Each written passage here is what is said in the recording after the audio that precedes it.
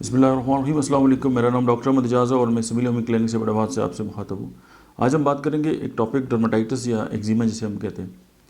اور اس میں جو اپیرنس ہے جلد کے اوپر، یعنی جلد جو ہے وہ سرخ ہو جاتی ہے اور اس پر جو خارش ہو یا ایٹاپک ڈرماٹائٹس یا ایگزیما جو ہم اس کو کہتے ہیں.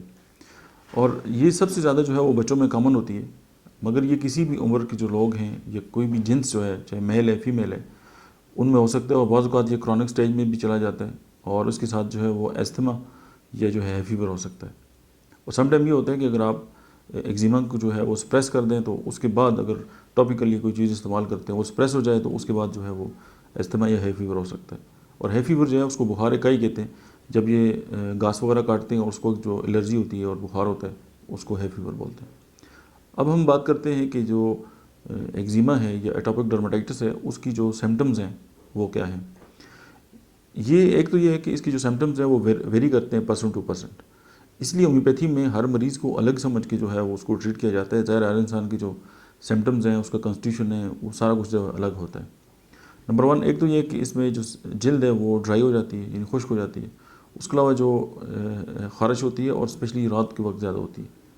پھر یہ ہے کہ اس پہ جلد کے اوپر جو ہیں وہ سرخ رنگ کے جو پیچز ہیں وہ بنتے ہیں، اور خاص پر ہاتھ پاؤں اور کلائیوں پہ، کونیوں پہ، گردن اور اپر چیسٹ، آنکھوں کے جو پپوٹے ہیں کونیوں اور گھٹنوں کے اندر اور بینڈ ہونے والی جگہ جتنی بھی ہیں وہ جو ہیں وہ انفیکٹڈ ہوتی ہیں. اور اسپیشلی جو بچے ہیں ان میں چہرہ اور اسکیلپ جو سر سارے اس کے اوپر جو ہے یہ ہو جاتا ہے. اس کے بعد اس کے ساتھ چھوٹے چھوٹے دانے نکلتے ہیں اور جن سے بعض اوقات جو ہے وہ فلوئڈ نکلتا ہے اور خارش کرنے پر وہاں پہ زخم بن جاتے ہیں. اب جو فلوئڈ ہے اس کو بھی اگر ہم ہومیوپیتھک اپروچ سے دیکھیں تو یا تو یہ جو ہے وہ سٹکی ہوگا، چپچپا سا ہوگا، یا بالکل جو ہے وہ سادہ سا پانی جو ہے وہ نکلتا ہے.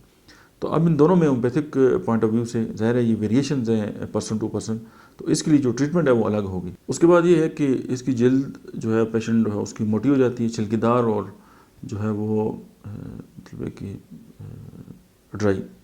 اس کے علاوہ جو جلد ہے وہ کمزور ہوتی ہے، حساس ہوتی ہے اور خارش کرنے پر جو ہے وہ سویلنگ ہو جاتی ہے. اگر ہم کازز کی بات کریں ایٹاپک ڈرماٹائٹس یا ایگزیما کی، تو اس میں ہے کہ ہماری جو جلد ہے، جو صحت مند جلد ہے، اس کے اندر جو ہے وہ قدرتی طور پہ ایک نمی پائی جاتی ہے جو کہ مختلف قسم کے ایریٹینٹس ہیں، بیکٹیریا ہیں اور الرجن جو ہیں ان سے ہمیں محفوظ رکھتی ہے.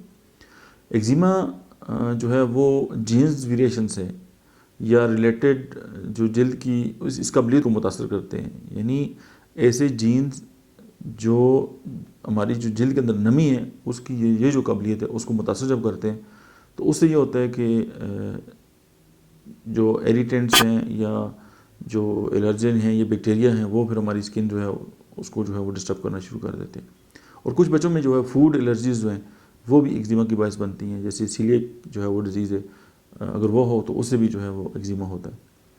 اگر ہم رسک فیکٹرز کی بات کریں تو اس کے جو پرائمری رسک فیکٹرز ہیں اس میں یہ ہے کہ اگر کسی شخص یا پرسن کو فیملی ہسٹری میں جو ہے وہ ایگزیما ہے تو ایسے لوگوں میں جو ہے وہ ایگزیما ہونے کے جو چانسز ہیں وہ زیادہ ہوتے ہیں. اور اس میں الرجیز ہے فیور ہے اور استھما ہے، یعنی یہ تینوں چیزیں جو ہیں وہ اکٹھی بھی پاسبل ہیں. کمپلیکیشنز جو ہیں اس کی ایٹاپک ڈرماٹائٹس یا ایگزیما کی، اس میں یہ ہے کہ استھما اور ہے فیور جو ہے ہو سکتا ہے ایگزیما کے بعد. اس کے بعد جو ہے وہ جو سکن ہے وہ اسکیلی ہو سکتی ہے، جس طرح مچھلی کی جو جلد ہے اس طرح ہو سکتی ہے، اور کرونک جو ہے وہ ایچنگ ہو سکتی ہے. اس کے علاوہ سکن انفیکشنز ہو سکتے ہیں کسی بھی قسم کے، اور مطلب اریٹنٹ جو ہے وہ ہینڈ ہو سکتے ہیں اور ان کو ڈرماٹائٹس جو ہے ہو سکتا ہے. ایسے لوگ جن کو بار بار کسی بھی مطلب ہارش سوپ سے یا ڈٹرجنٹ سے یا ڈس انفیکٹنٹ سے جو ہے وہ ہاتھ دھونے پڑیں تو ان لوگوں کو بھی یہ کمپلیکیشن ہو سکتی ہے. اس کے علاوہ الرجک اور کنٹیکٹ ڈرماٹائٹس جو ہے وہ پاسبل ہے. اس کے بعد جو direct contact with substance are allergen, اور جیسے لائک سوپس ہیں، کاسمیٹکس ہیں، فریگرنس ہیں، جیولریز ہیں اور پلانٹس وغیرہ ہیں، اگر ان سے جو ہے وہ بار بار جو ہے انٹیکٹ ہوتا رہے تو پھر چانسز ہوتے ہیں کہ ایگزیما ہو سکتا ہے. اس کے علاوہ اگر کسی انسان کو سلیپ پرابلم ہے تو ڈیفینیٹلی اس کی جو امیون سسٹم ہے وہ ڈسٹرب ہوتا ہے، تو ان لوگوں میں بھی چانس ہوتے ہیں کہ ان کو ایگزیما ہو سکتا ہے. ایگزیما کی جو پریونشنز ہیں ان میں سب سے جو مطلب ہے کہ اگر ہم اس کو دیکھیں تو ظاہر ہے جب اسکن جو ہے وہ ڈرائی ہوگی تو اس کا حل کیا ہے کہ اس کو موئسچر کریں. یعنی دن میں 2 بار جو ہے کم از کم اسکن جو ہے اس کو جو ہے وہ آپ مطلب موئسچرائزر استعمال کریں. اس کے بعد جو چیزیں جو ہیں وہ الرجی کا باعث بنتی ہیں، سب سے پہلے تو ان کو جانیں، ان کو آئیڈینٹیفائی کریں کہ کون کون سی چیزیں ہیں، اور پھر جو ہے ان کو اوائڈ کریں. اور نمبر 3 جو ہے وہ نہانے کے لیے جو ہے وہ کم سے کم وقت صرف کریں اور نیم گرم پانی جو ہے اس کو استعمال کریں. اور نمبر 4 جو ہے کہ جو جینٹل سوپس ہیں، یعنی جن میں کیمیکلز نہیں ہیں، وہ استعمال کریں. اور نہانے کے بعد جلد کو کسی نرم تولیے سے صاف کریں اور رگڑ رگڑ کے جو ہے وہ تولیہ استعمال نہ کریں. یہ 4-5 جو ہیں وہ پریونشنز ہیں وہ لوگ جو پرون ہیں اور جن کو ایگزیما ہے یا الرجک ڈرمیٹائٹس ہے. اگر ہم بات کرتے ہیں ہومیوپیتھک ریمیڈیز کی، تو اس میں ہم یہ دیکھتے ہیں کہ چیننم سلف، اور ایک اور بات ہے کہ سلفر کا جہاں پہ بھی استعمال ہوگا اسکن کے اندر اس کا بہت زیادہ رول ہے. اور سلفر جو ہے وہ کسی بھی ہومیوپیتھک ریمیڈیز میں اگر آتی ہے تو وہ ڈیفینیٹلی جو ہے وہ ہومیوپیتھی کی جو اسکن کے لیے جو ٹریٹمنٹ ہے وہ ہوتی ہے. جیسے چیننم سلف ہو گئی ہے. اس کے علاوہ جو ہے وہ اگر ہم بات کریں رسٹاکس کی، تو رسٹاکس جو ہے وہ ایگزیما کی بہت بڑی جو ہے وہ میڈیسن ہے. اور اس کے علاوہ کینتھرس جو ہے وہ بہت بڑی ہے، یعنی جلن اور اس طرح کی ایشوز ہیں. اب میزیری میں یعنی اتنی خارش ہوتی ہے اور خون نکلتا ہے اور پھر بندہ جو ہے اپنے آپ کو بڑا اچھا سمجھتا ہے. سلفر میں نے آپ سے ذکر کر دیا. اس کے بعد پیٹرولیم ہے. اب پیٹرولیم جو ہے آپ جتنی بھی جیسے پیٹرولیم جیلی استعمال کرتے ہیں، اس طرح ہومیوپیتھک دوا ہے پیٹرولیم، تو یہ جو جلد کی خشکی ہے اس کو دور کرنے کے لیے بہت اعلیٰ اثر رکھتی ہے. اور سم ٹائم اگر اسکن کریک ہو جائے تو آپ اس کو اورلی اگر استعمال کریں گے تو یہ اس کی جو ڈرائنیس ہے اس کو بھی ختم کرے گی. یعنی اس کے علاوہ بیلاڈونا ہے، کوئی بھی انفلمیٹری جو کنڈیشنز ہیں، کروٹن ٹگ ہے اور ہیپر سلف ہے. اب دیکھیں پھر یہاں پہ ہیپر کے ساتھ سلفر آ گیا. کلکیریا کارب ہے کانسٹیٹیوشنل ریمیڈی کے طور پہ. اولیینڈر ہے، ایلومینا ہے اور گریفائٹس ہے. اب دیکھیں گریفائٹس ہو گیا، یہ بھی کاربن ہے. پیٹرولیم کے اندر بھی کاربن ہے، سلفر کے اندر بھی. تو یہ ساری چیزیں ایک دوسرے کے ساتھ جڑی ہوئی ہیں. اور اس کے بعد ایسڈ نائٹرک ہے، یعنی سفلیٹک جو پیشنٹ ہے، سلیشیا ہے، نکس اومیکا ہے، لائکوپوڈیم اور ہائیڈروکوٹائل.